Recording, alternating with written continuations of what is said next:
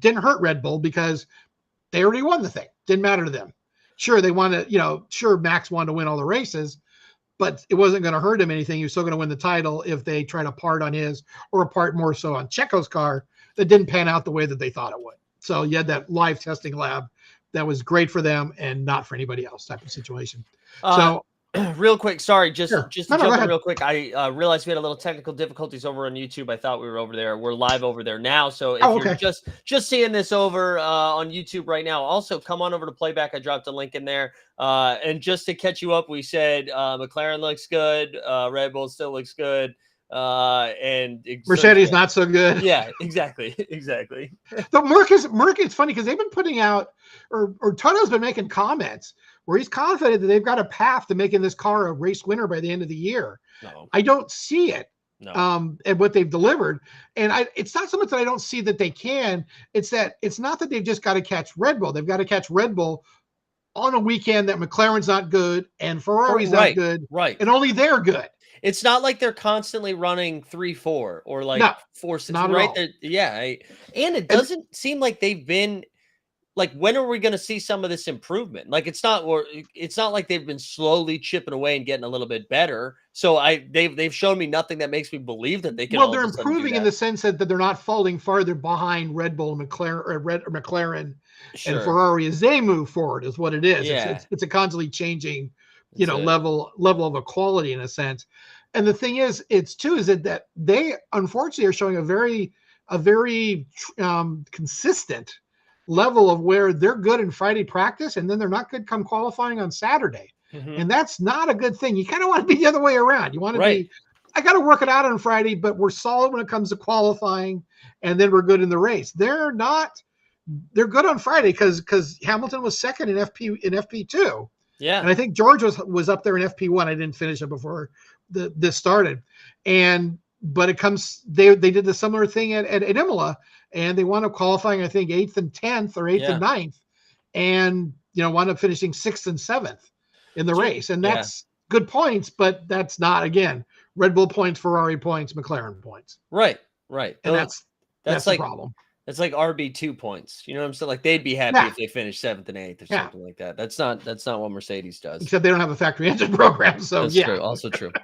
They're not one of the world's largest auto manufacturers, being their primary factory team. Right. They have large difference there. They have built-in excuses. So, but I think Yuki was happy. In fact, he was there was the Sky podcast had him interviewed from his home in wherever it is outside of Imola on Tuesday or Monday or Tuesday, whenever they taped it. And, he was confident. It seems like he's also getting better at English, which is why he's starting to do some interviews now that he hadn't done over the last couple of years. And he seemed, he seemed like he's really, really shaping up into a solid driver for a team that maybe even somebody might even think, certainly seems to be the number one at RB or V-carb. And unfortunately, Daniel isn't stepping up and he could be somewhere else. It's interesting to see what's going to happen. We think, he's out of contract. We think he'll stay there because it seems to be the best thing.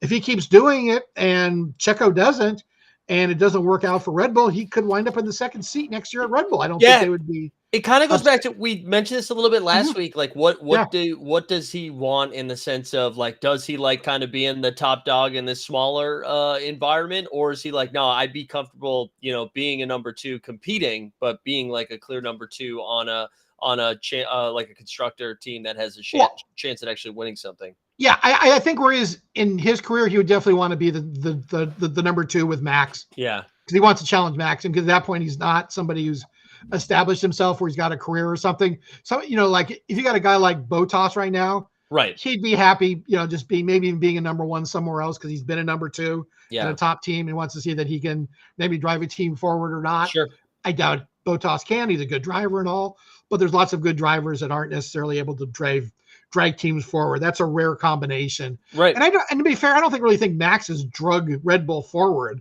They've come forward because of the talent they've got. Sure. Yeah. He is the best driver probably right now, and that car is suited to him.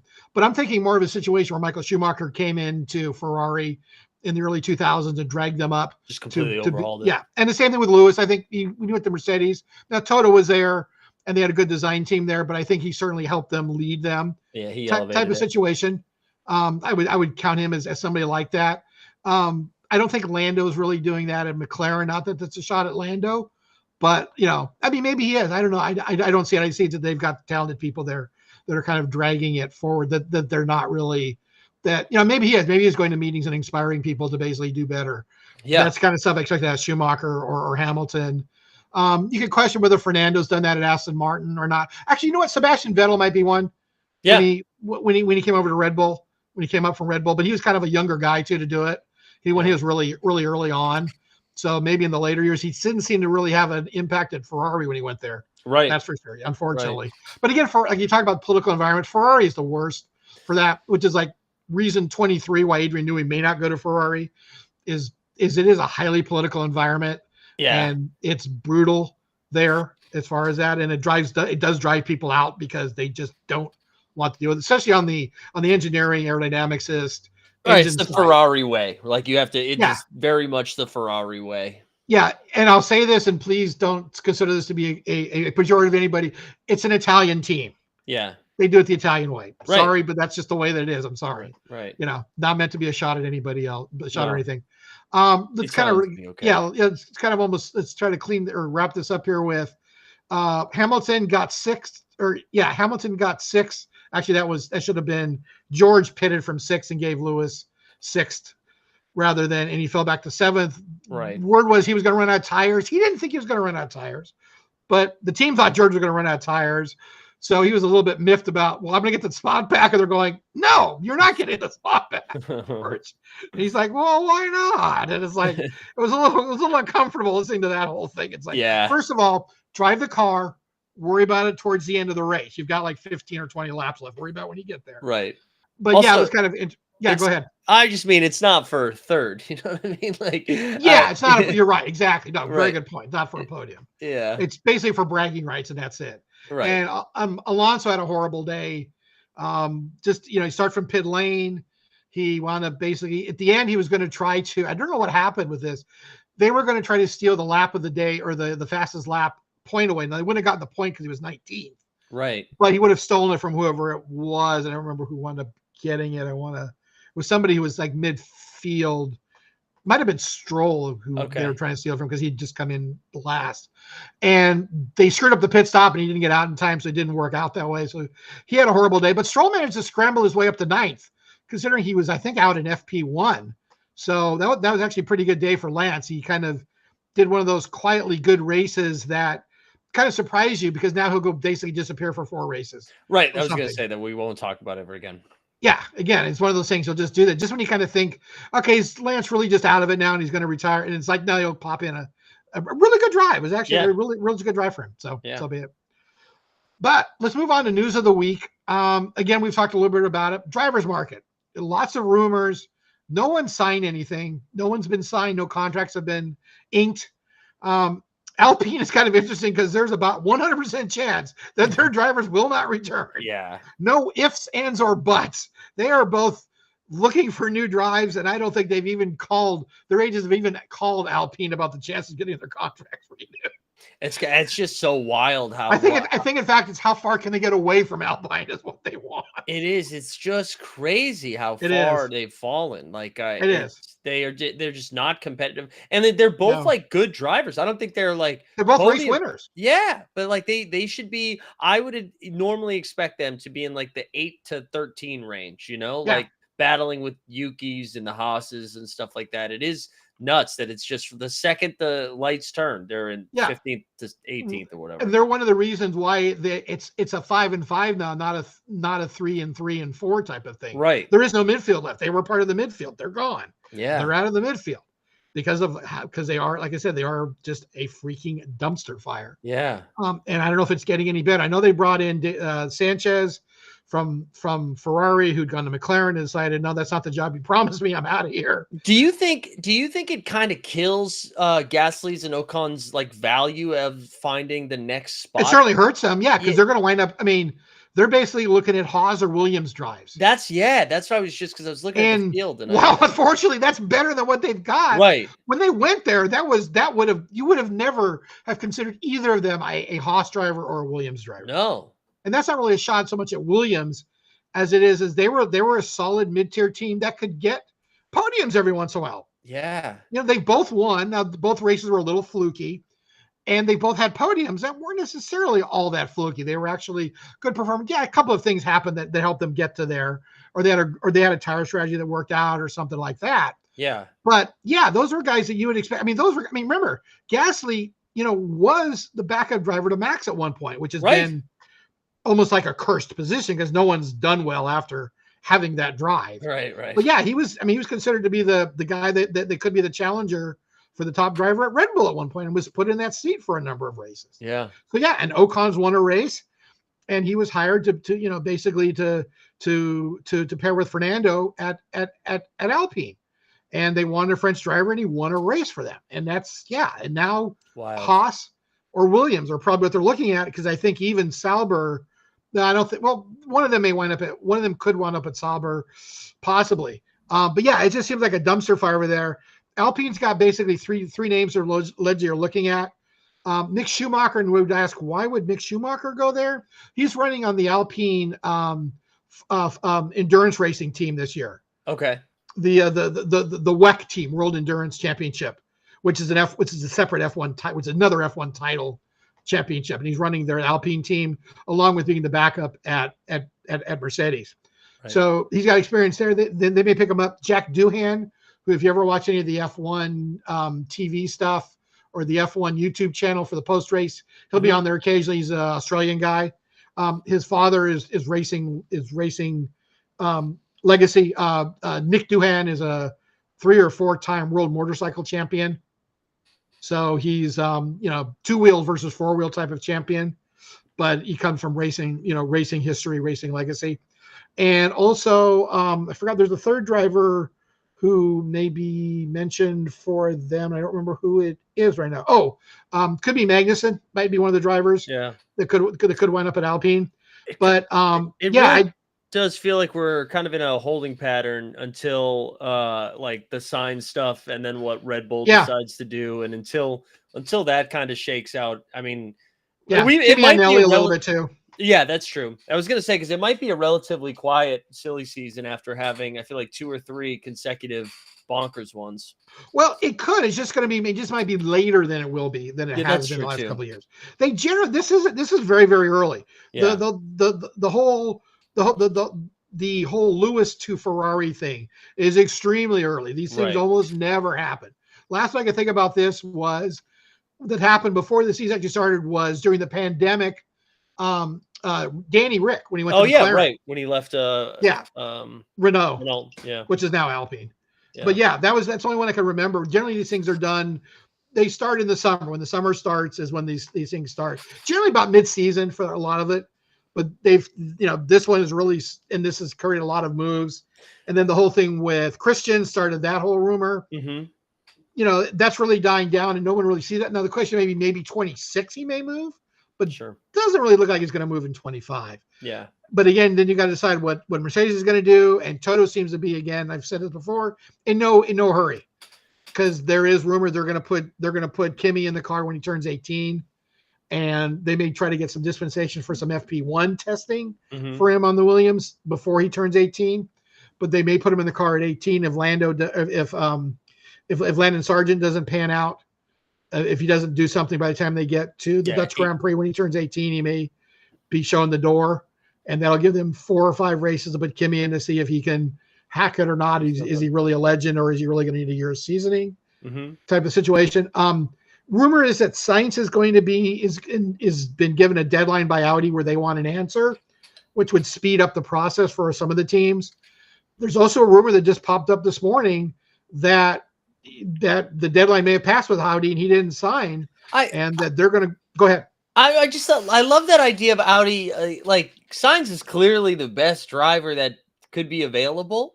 And yes. If you're Audi, that's what you need if you're like coming into the field. So I love the idea of that. I mean, I get what they're saying where they're like, we need to move on because we need to know who's going to be driving our cars.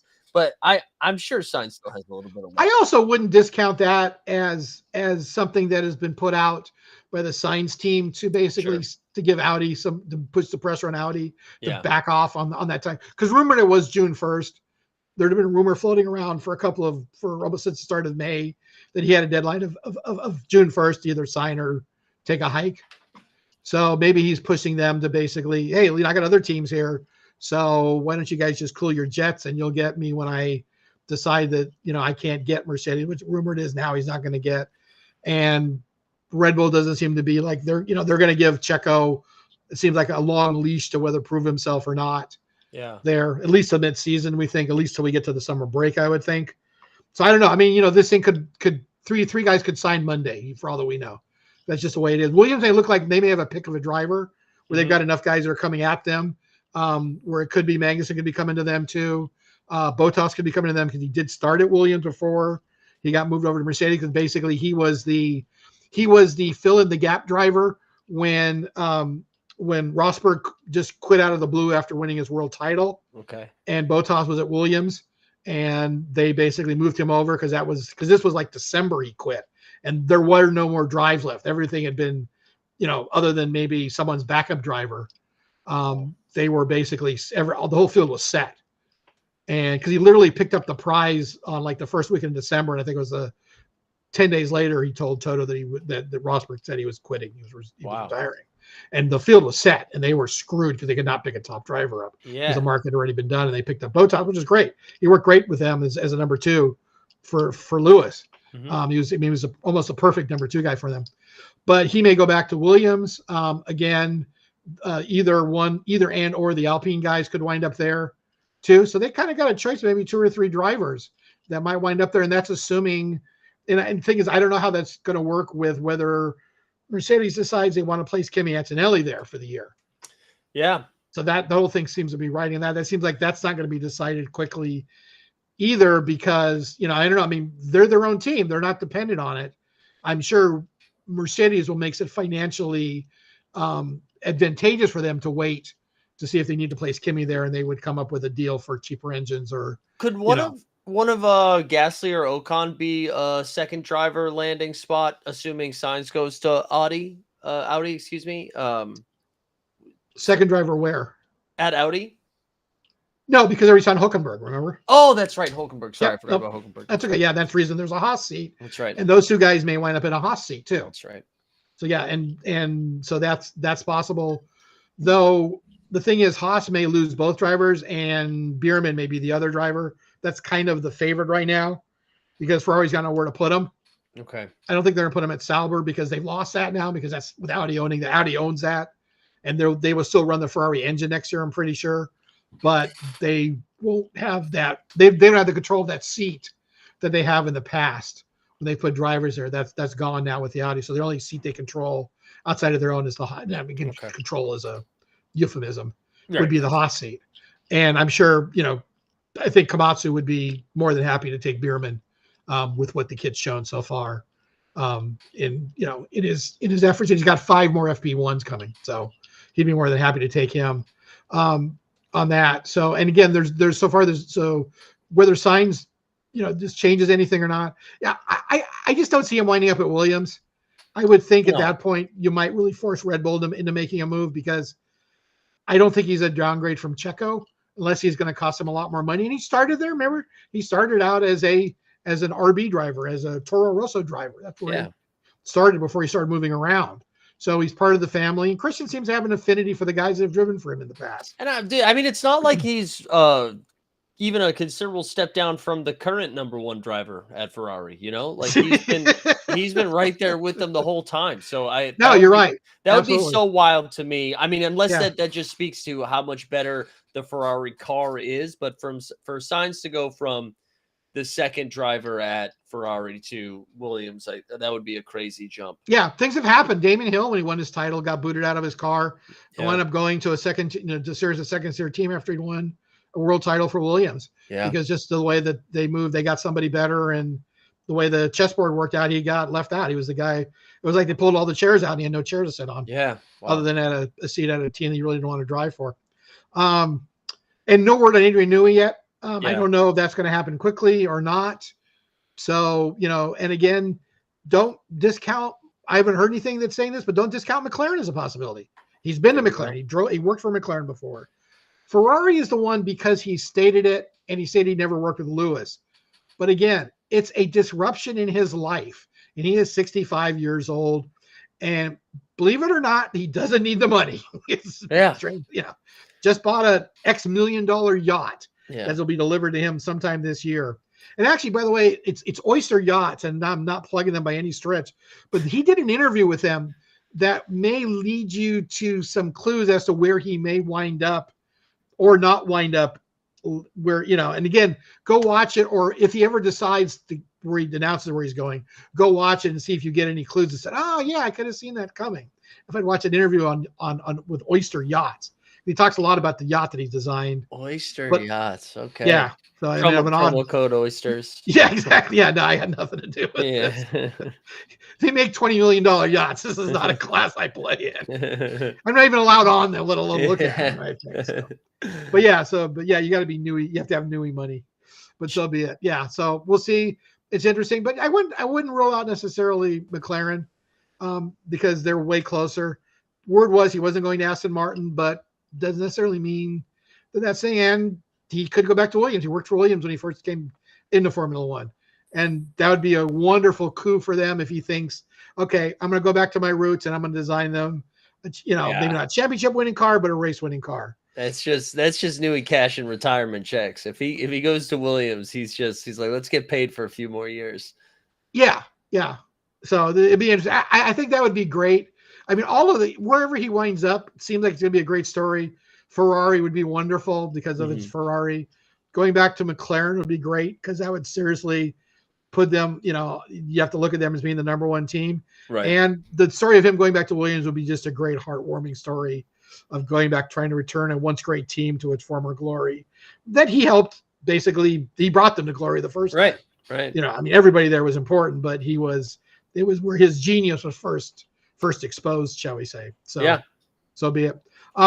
So moving on, we're quick to the Andretti story. This one gets weirder, or not weirder, but interesting. It gets more complex and deeper because of this.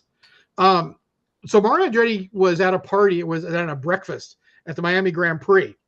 And now remember, he doesn't run the team. Michael does. He's Mario's his father. And he was at a meeting where a guy named Greg Mahaffey, who is the COO, I believe, of Liberty Media. Liberty is a group that owns the Formula One commercial rights. When you talk about Liberty or FOM, that's basically the people that own the commercial rights. The FIA run the series and license the series, but the Liberty is the guys that basically run they're the ones that have decided that Andretti doesn't get an entry, even though the FIA blessed them for getting an entry. And he literally came up to Mario and said, I will do everything possible to keep Michael out of F1. Now, that's not anything that any lawyer would want you to ever say to anybody who's a possible competitor or was turned down. It's like, it'd be like going up to an employee who said, I'm going to do everything I can to make sure, or to somebody who applied at your company and rejected. It's like, I'm doing everything I can to make sure you never get a job at our company. That's a bad thing to say. Yeah. You don't do that. And I'm sure the lawyers at Liberty are cringing and would like to pull him into a room and have a little chat with him on exactly things. Yeah, that's tough to people. Last week we talked about U.S. House of Representative members, both on a bipartisan basis, which is not an easy thing to have in the U.S. House right now, are looking into a possible antitrust inquiry of Liberty. They've got 6 or 7 senators this week who chimed in on the same thing, again bipartisan. One of the more names you would probably know the most would be Amy Klobuchar, senator from Minnesota who's run for president in 2020, and not a person who is not without power in the Senate. And the other ones all have, because there are only 100 senators. It's one of the most exclusive clubs in the world.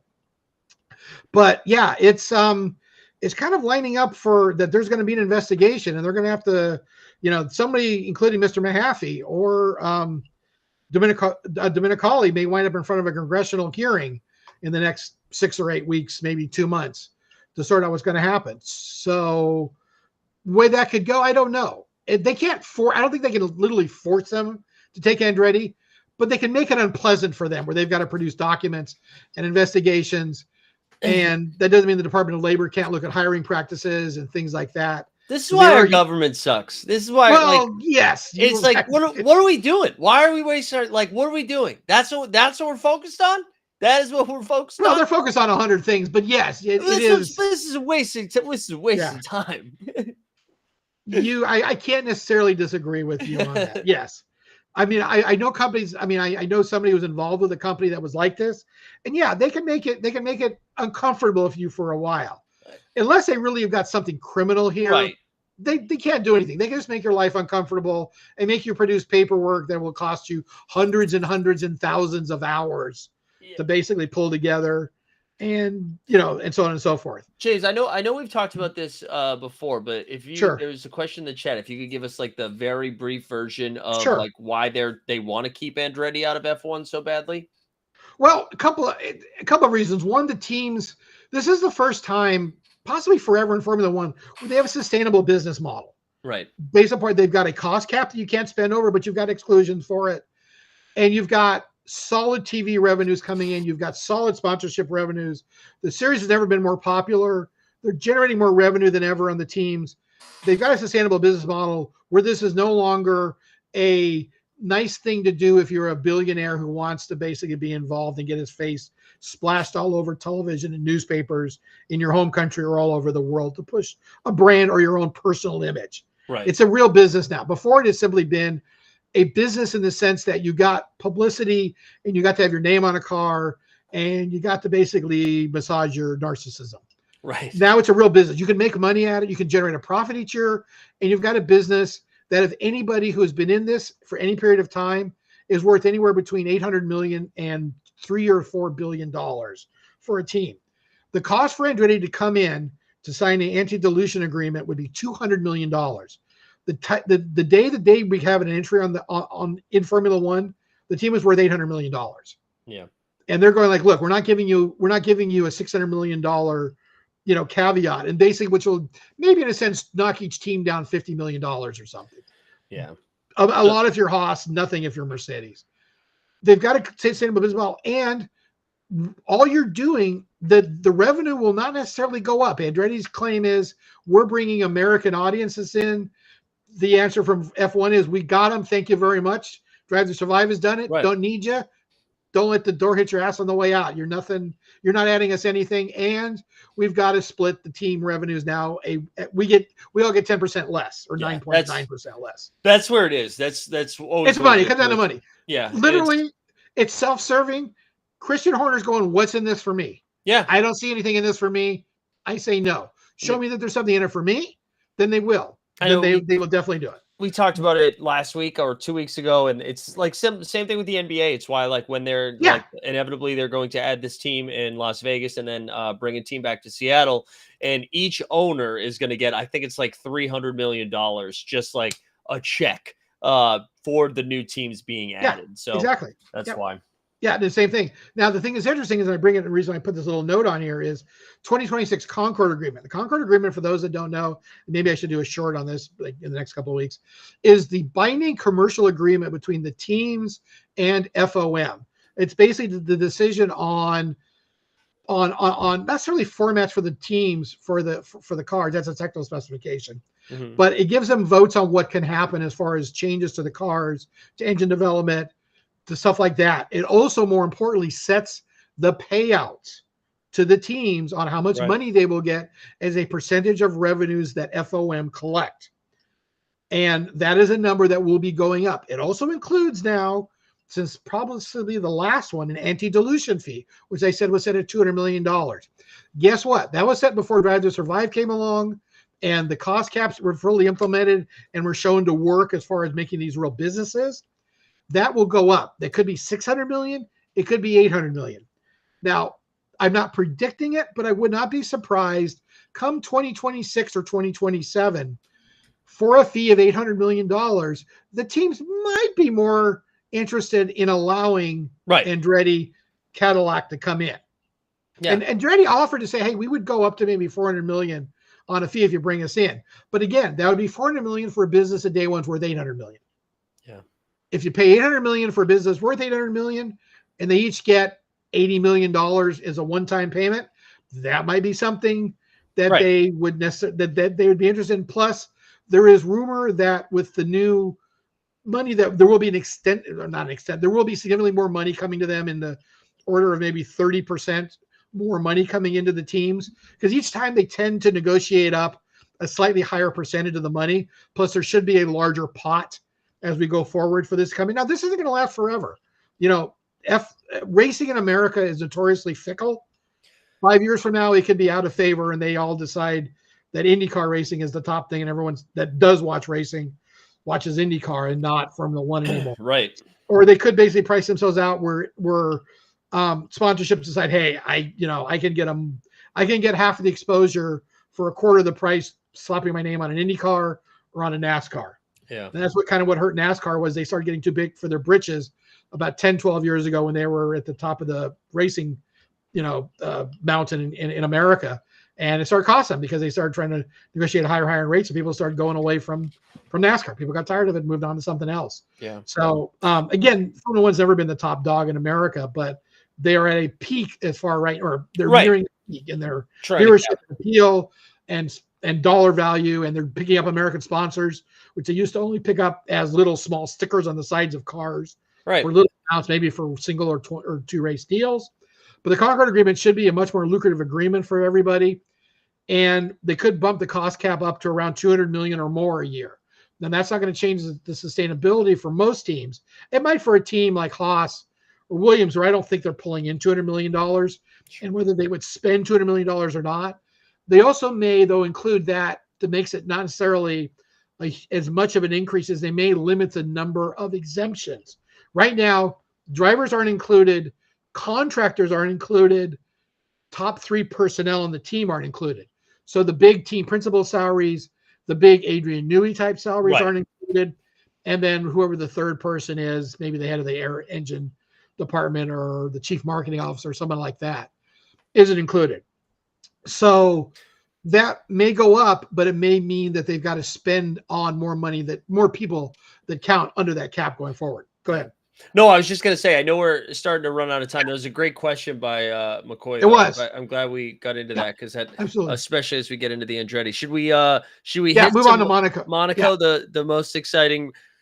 I feel like the drivers treat this as one of the more exciting weekends. Well, it's the biggest weekend of the year as far as glamour and glitz and exposure, and you're racing around the Principality of Monaco. And it's the jewel in the crown, and this is where every sponsor wants to show up. Yeah. And it's the most expensive race as far as getting a hotel room.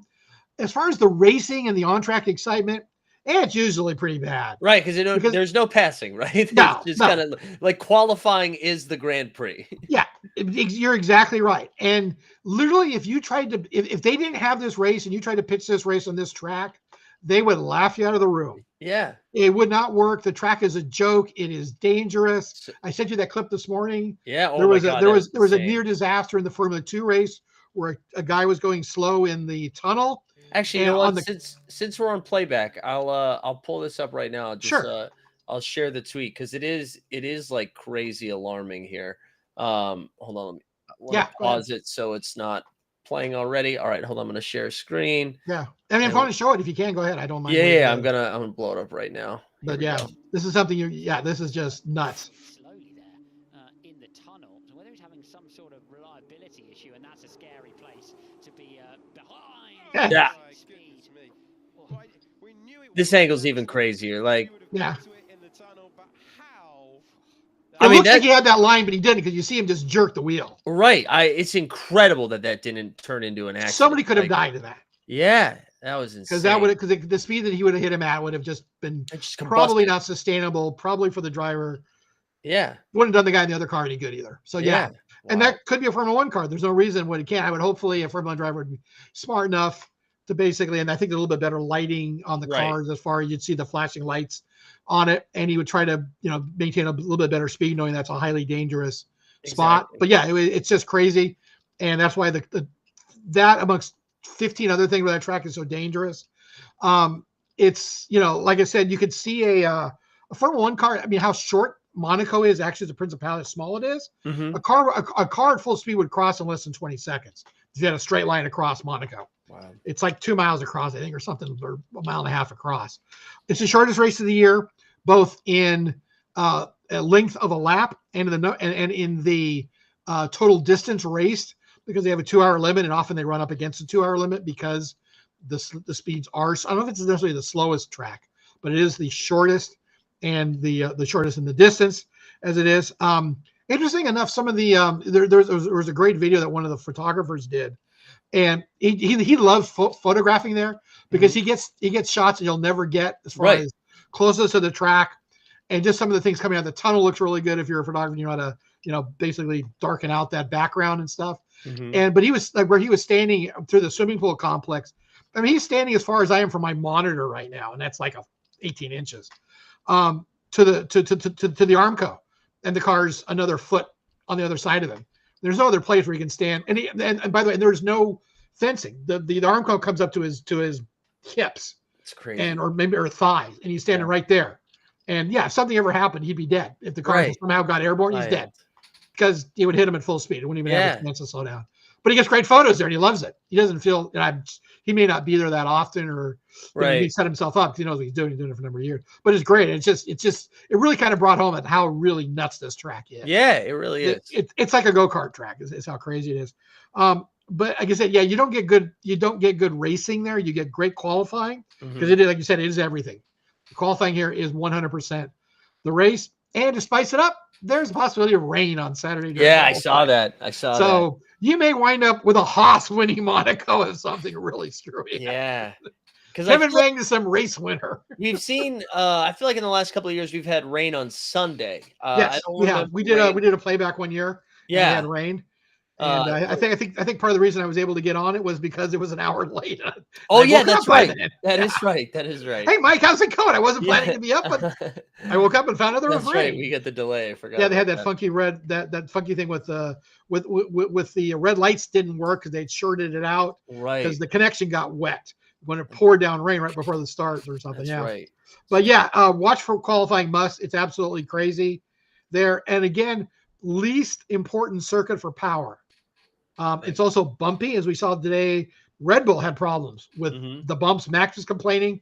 And they had a great in-car with Checo, where where the camera was bouncing up and down like he was, and there is no way he could see himself seeing as he turned into the third turn at the top of the hill going into Casino Square, because he was bouncing around so bad he couldn't have been able to see what he was doing. But it's kind of a track by rote.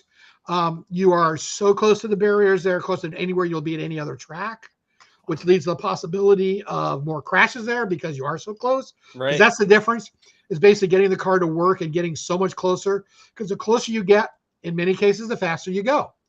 Leclerc has had no race success there. He lives in Monaco. He is a Monegasque. Yeah. And he has never been on a podium in any race format in Monaco. In F2, never. F3, never. Formula 1, never. He's been on the pole twice. Didn't start one race because he clapped the barrier on his last lap in Saturday. The car seemed fine. The problem was, remember this, they couldn't determine the problem. He went out for the warm-up lap, and the transmission broke. The transmission stopped.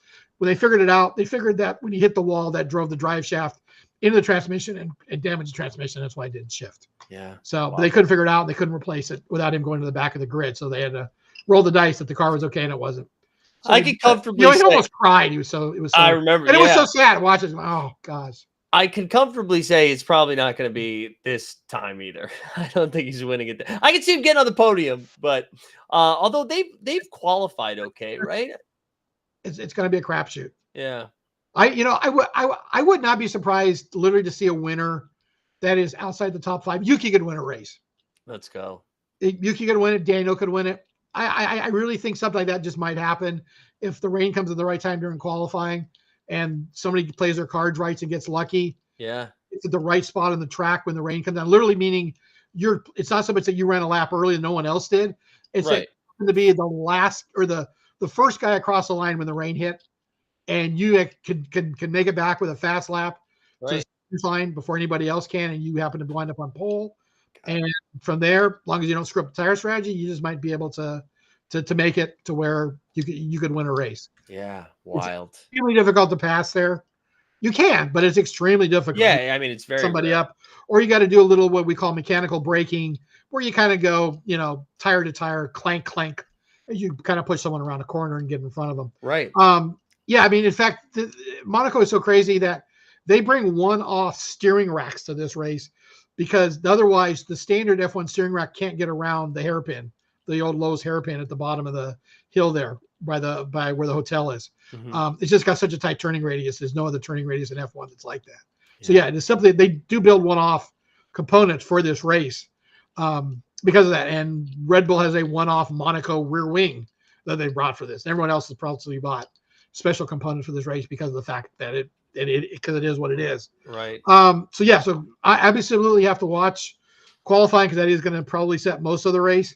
Then again, it could rain on Sunday also, and then that would change everything up too. So that's true. It is crazy weather dependent. I didn't get FP1 results. I know FP2. FP2 we did have a red flag. In FP1, Joe didn't really damage his car. He brought a little bit, but he did enough to cause a red flag. With about 12 minutes left, that's where I finished before I came over here. FP2 though was Leclerc, Hamilton, Alonso. Max was fourth, a half second back. Wow. So not good.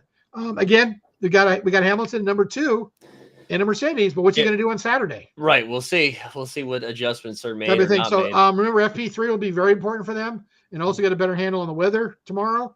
Close it out with guesses. I'm going to say, I'll assume that we don't have anything funky because of qualifying and rain. I will say I'm going to go with Sainz, Max, Checo. Ooh. I feel like the McLaren run continues. Let's give Lando his second win in 3 weeks. Wow, not Piastri? Not gonna show any Piastri love? No Piastri love. No, I'm a Lando man through and through. We're gonna go Lando, Max, Leclerc. Lando, Max, Leclerc, I think. So we'll get Leclerc won't get a win, but at least he'll get to stand up there on the podium. Yeah. Well, everyone can test their skills against Mike and I in the Formula 1 game. I saw Mike put a link in there. Yep. Don't forget to set your lineups before and I will not tell you which one, but I would recommend that you maybe engage one of your chips this week.